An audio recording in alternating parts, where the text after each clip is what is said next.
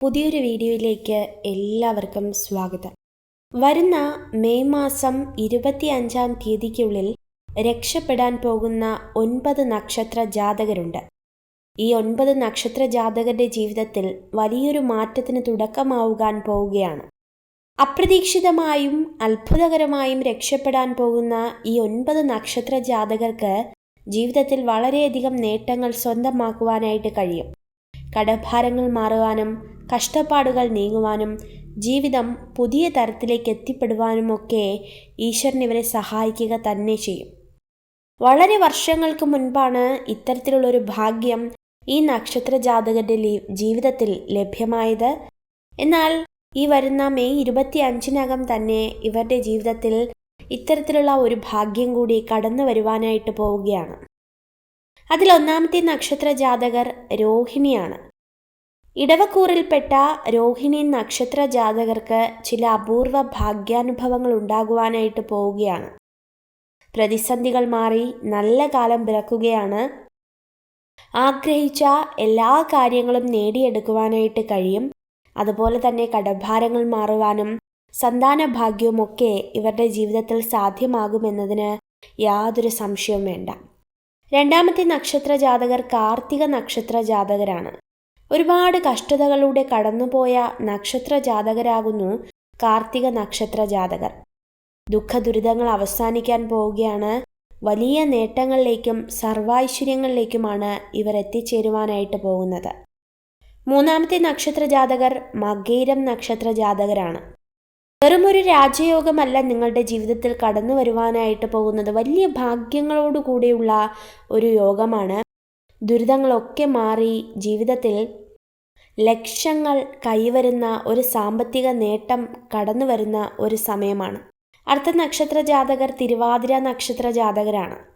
ഒരു വലിയ ലോട്ടറി ഭാഗ്യം തന്നെയാണ് നിങ്ങളെ കാത്തിരിക്കുന്നത്. സാമ്പത്തിക അഭിവൃദ്ധിയാണ് തെളിയുവാനായിട്ട് കഴിയുന്നത്. അതുപോലെ അടുത്ത നക്ഷത്ര ജാതകർ അത്തം നക്ഷത്ര ജാതകരാണ്. പ്രതിസന്ധികളെയൊക്കെ തരണം ചെയ്ത് അത്തം നക്ഷത്ര ജാതകർ വലിയ ഉയർച്ചയിലേക്ക് എത്തും. വിദേശവാസവും ആഗ്രഹിച്ച കാര്യം നേടിയെടുക്കുവാനുമൊക്കെ ഇവർക്ക് കഴിയുക തന്നെ ചെയ്യും. അടുത്ത നക്ഷത്രം പൂരുരുട്ടാതിയാണ്. ജീവിതത്തിലെ എല്ലാ പ്രതിസന്ധികളും മാറി രക്ഷപ്പെടാൻ ഇവർക്ക് സാധിക്കുക തന്നെ ചെയ്യും. ഭാഗ്യാനുഭവം ഏറെയുള്ള നക്ഷത്ര ജാതകരായതിനാൽ ഒന്നിനു പിറകെ ഒന്നായി സൗഭാഗ്യങ്ങൾ ലഭിക്കുവാനായിട്ട് പോവുകയാണ്. അടുത്ത നക്ഷത്രം തിരുവോണമാണ്. തിരുവോണം നക്ഷത്ര ജാതകരെ സംബന്ധിച്ച് സകല ക്ലേശകാലങ്ങളും ഒഴിഞ്ഞ് നല്ല നാളുകൾ ആരംഭിക്കാനായിട്ട് പോവുകയാണ്. ആഗ്രഹിച്ചതും കൊതിച്ചതുമായ പല കാര്യങ്ങളും ഇവർക്ക് നേടിയെടുക്കുവാനായിട്ട് കഴിയും. അടുത്ത നക്ഷത്രം ചതയം നക്ഷത്രമാണ്. ജീവിതത്തിൽ ഒരുപാട് കഷ്ടപ്പാടുകളും കടഭാരങ്ങളും രോഗദുരിതങ്ങളും ഒക്കെയുള്ള നക്ഷത്ര ജാതകരാണിവർ. ഇവർക്ക് വരുന്ന ദിവസത്തിനുള്ളിൽ ഒരുപാട് അനുഭവങ്ങൾ അനുഗ്രഹങ്ങൾ ഈശ്വരൻ ഇവർക്കായി ഒരുക്കി വച്ചിട്ടുണ്ട്. അടുത്ത ഏറ്റവും അവസാനത്തെ നക്ഷത്ര ജാതകർ എന്ന് പറയുന്നത് രേവതി നക്ഷത്ര ജാതകരാണ്.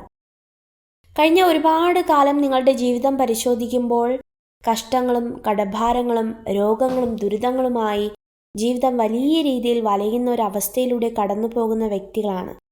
എന്നാൽ സന്തോഷകരമായ ഒരു കാര്യമെന്ന് പറയുന്നത് ഇനി മുതൽ നിങ്ങളുടെ ജീവിതത്തിൽ ആ കഷ്ടതകളില്ല, ആ പ്രയാസങ്ങളില്ല, ദുഃഖ ദുരിതങ്ങൾ അങ്ങനെ ഒന്നും തന്നെയില്ല.